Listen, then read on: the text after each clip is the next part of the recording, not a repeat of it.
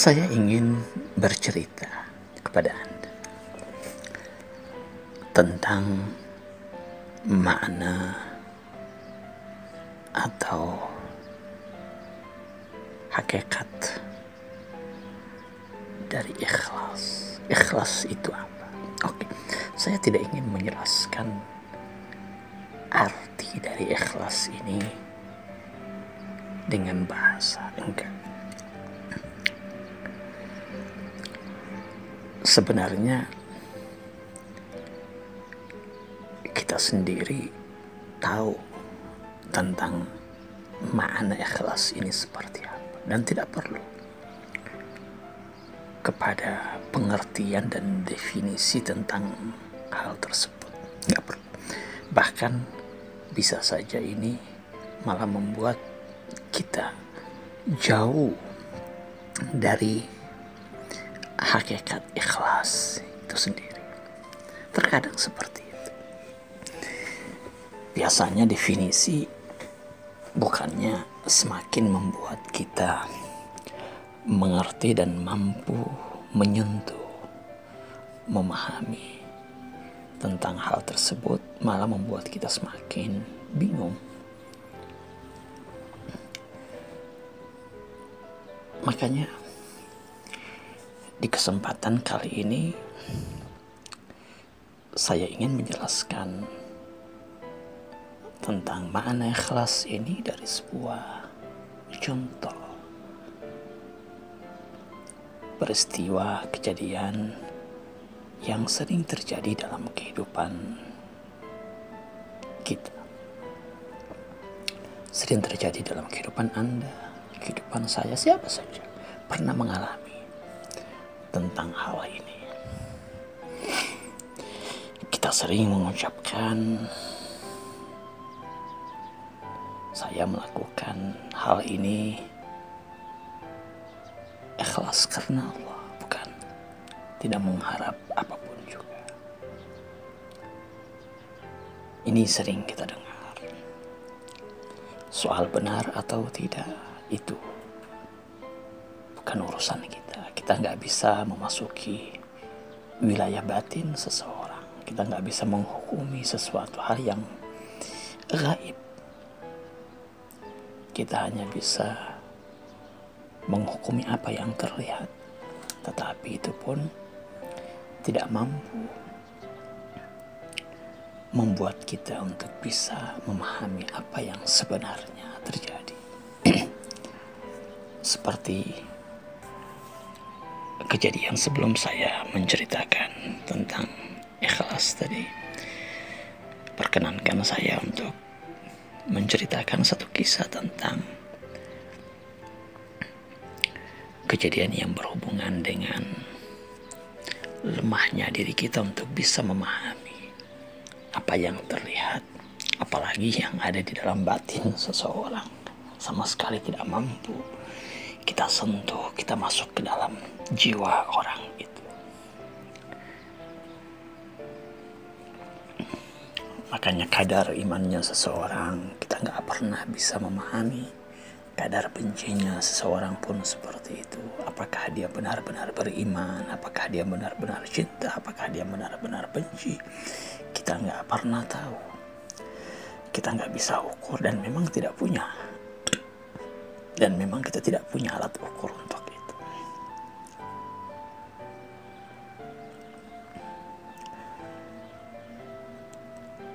Pernah di zaman salah seorang sufi wali Allah, Hasanul Basri, sufi yang ma'ruf, terkenal.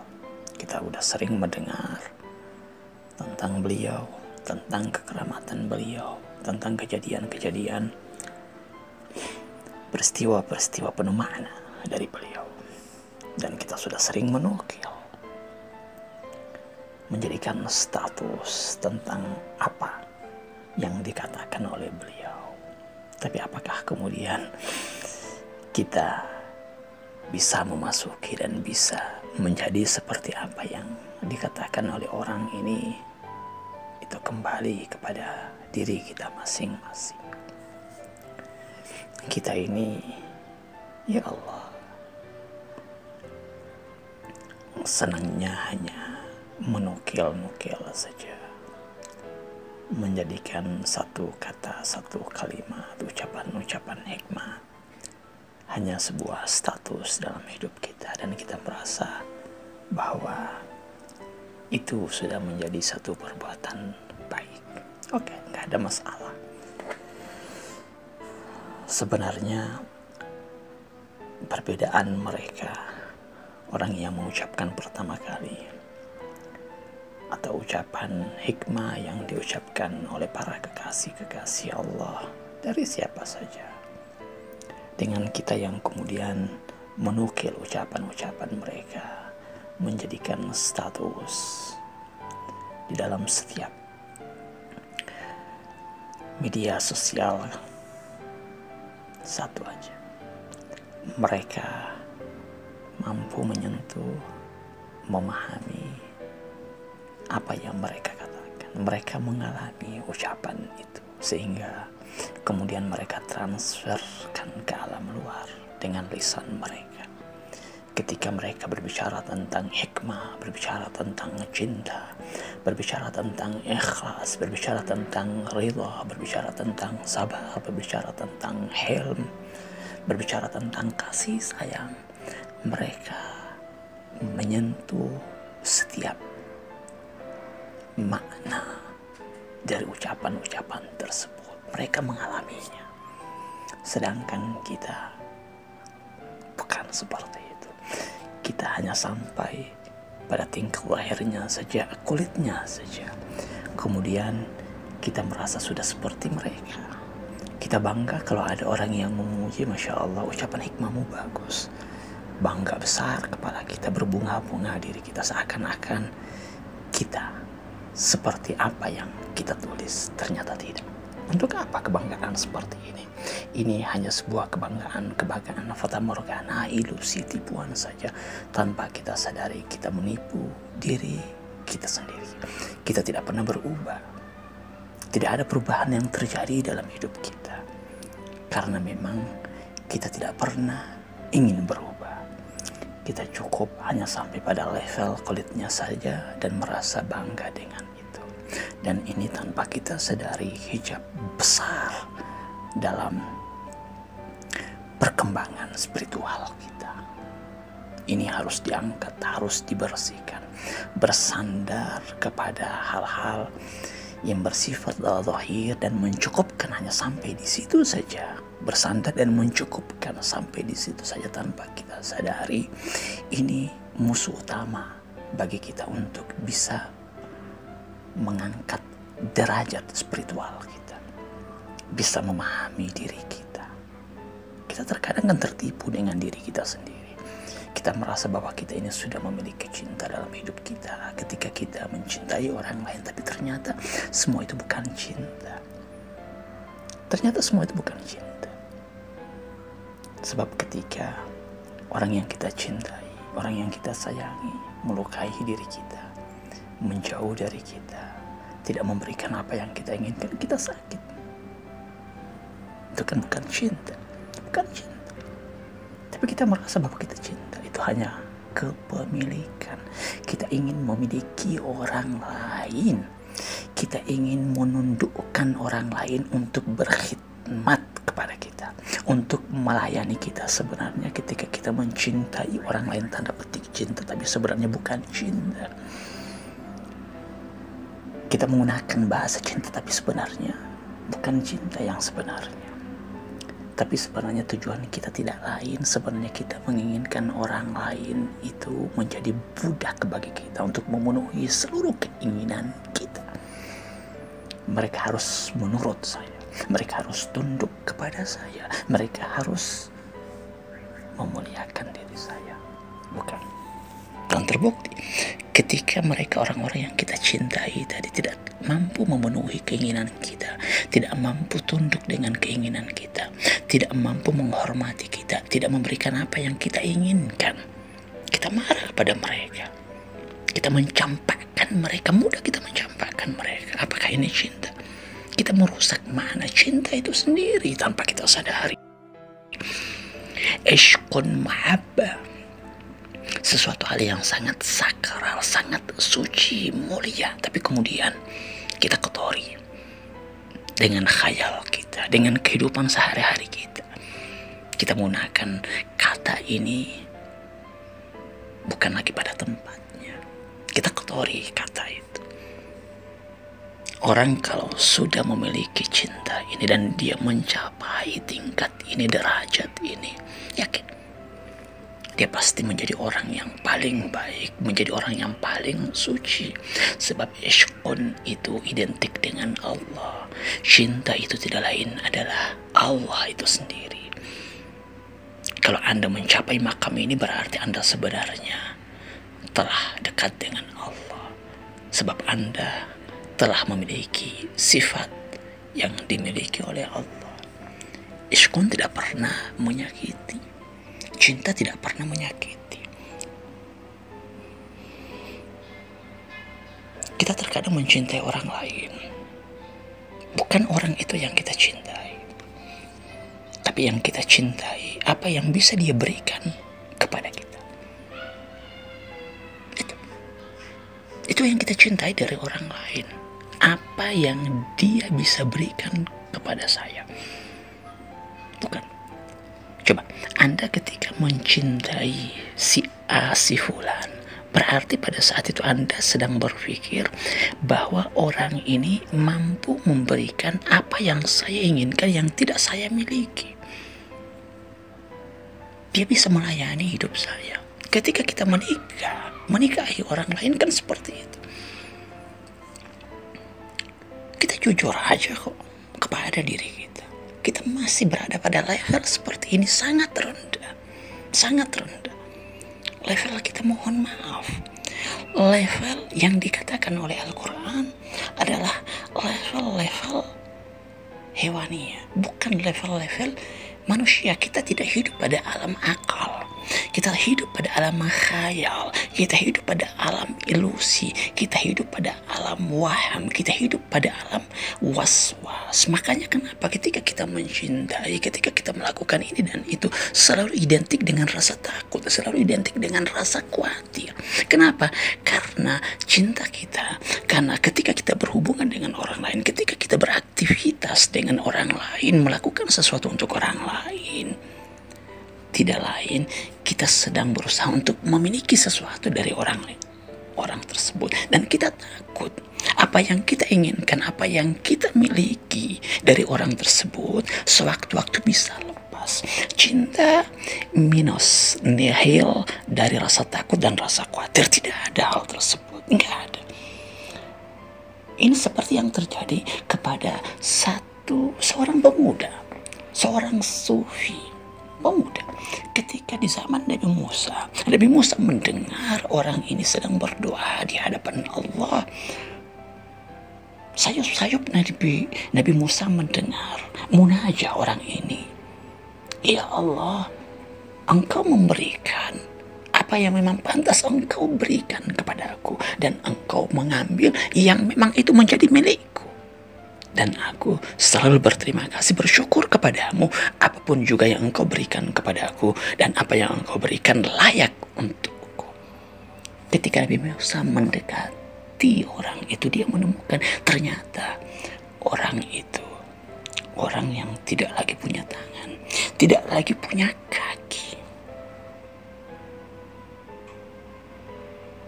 tapi dia selalu bersyukur kepada Allah. Dia tidak lagi memikirkan tentang apa untuk diri dia. Ini hakikat cinta. Cinta itu menepis semua yang berhubungan dengan diri kita. Yang kita pikirkan hanya orang yang kita cintai. Dia yang hidup dalam diri kita. Dia yang menempati hati kita. Dia yang hadir di sana. Itu hakikat cinta. Makanya kalau orang yang kita cintai itu keluar dari kita, pergi menjauh dari kita, memberikan racun, bukan madu yang kita inginkan, kita tidak pernah peduli. Kita terus berkhidmat dan kita terus mencintai dia, kita terus melayani orang itu. Itu cinta. Sebagaimana seseorang yang mencintai Tuhan tidak pernah berpikir apa yang hendak Allah berikan kepadanya. Dia tidak pernah berpikir hal tersebut. Dia hanya melihat Tuhannya. Dia tidak melihat ada jarak antara dia dengan Tuhannya. Kalau kita melihat ada Allah dan ada diri kita, berarti di sini kita menciptakan sebuah jarak. Jarak inilah yang kemudian membuat kita berpikir sesuatu tentang diri kita yang bisa diberikan oleh Allah kepada kita. Sehingga kita selalu membayangkan kalau saya mencintai, menyembah dia, kalau saya berdoa, bermunajat kepada dia, berarti ada sesuatu yang bisa dia berikan kepada saya. Bukan. Ini bukan cinta. Cinta menafikan, menepis, menghilangkan jarak tersebut. Hanya dia yang ada. Apapun juga hanya dia. Kalau dia berikan sesuatu kepada saya dalam bentuk apapun juga, karena dia yang memberi, karena dia yang hidup dalam diri saya, semuanya indah, semuanya nikmat, semuanya bagus. Karena tidak ada lagi dirinya. Kalau dia beri, itu bentuk lutf, bentuk kasih sayangnya, anugerahnya. Bukan karena saya berhak untuk mendapatkan itu. Bukan karena saya melakukan sesuatu. Bukan karena sujudku. Bukan karena puasaku. Bukan karena ibadahku. Tetapi karena memang dia baik. Karena memang dia memiliki cinta itu. Begitu. Itu hakikat cinta. Makanya gak pernah ada kritik. Gak pernah. Gak ada protes. Gak ada protes. Menerima. Gak ada keluhan. Gak ada. Semuanya pujian. Memuji.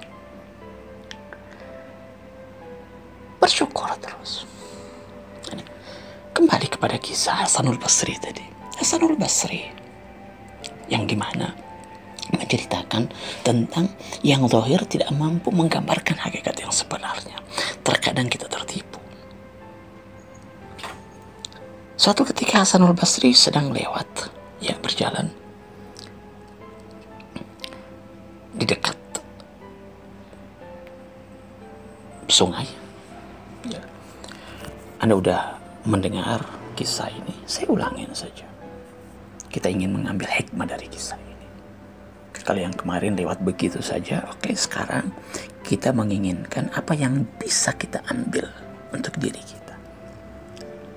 Selalu lakukan seperti itu. Setiap peristiwa-peristiwa, setiap kejadian, jangan lewat begitu saja. Tapi coba ambil, berhenti sejenak. Berhenti sejenak. Jangan mudah mengkritik, jangan mudah menghukumi. Tugas kita bukan menghukumi, tugas kita menyimak. Tugas kita membaca, iqra, membaca setiap peristiwa-peristiwa yang terjadi. Ada pesan di sana. Apa yang bisa engkau ambil? Apa yang bisa engkau baca untuk dirimu, bukan untuk orang lain. Untuk dirimu. Untuk bisa mengangkat dirimu. Untuk bisa mengangkat spiritual. Itu tujuannya. Setiap peristiwa apapun juga. Peristiwa untukmu dan kejadian untuk orang lain. Baca, simak, tanpa menghakimi. Pasti ada manfaat untukmu. Tapi kalau kemudian kita melepaskan diri dari keinginan untuk membaca, akhirnya yang terjadi lewat begitu saja. Buktinya kejadian berulang-ulang, tapi kita tidak semakin pintar, kita tidak semakin bijak. Peristiwa itu terus terjadi dalam rumah tangga. Kejadian berulang-ulang, tapi kita tidak pernah pintar mengeluh dalam masalah-masalah yang sama terus. Harusnya kita semakin pintar dalam menghadapi masalah yang sama, tapi ini tidak. Ini menandakan bahwa kita sebenarnya tidak sedang belajar dengan masalah yang sedang kita hadapi. Kau sudah tahu bahwa suamimu begini, ya udah belajar dari dia dengan sifatnya. Bukan berpikir kenapa dia begitu. Bukan, itu bukan urusanmu, itu urusannya dia memiliki sifat seperti itu. Dialah yang menderita. Dia marah, oke, dia akan terbakar dengan sifat marahnya. Tapi diri kamu, apa yang bisa kamu perbaiki untuk dirimu untuk bisa sabar dengan sifat marahnya? Kenapa saya masih seperti itu? Itunya yang harusnya apa? Kau pikirkan, kenapa saya masih seperti itu? Itu kalau memang diri kita ingin belajar. Oke, saya cukupkan di sini. Nanti insya Allah saya sambung. Ya, cukup 20 menit. Insya Allah pada pertemuan yang akan datang kita akan masuk pada kisah Hasanul Basri Lalu kemudian kisah yang pertama kali ketika saya sampaikan tentang masalah ikhlas, kita akan sambung pada pertemuan yang akan datang. Demikian.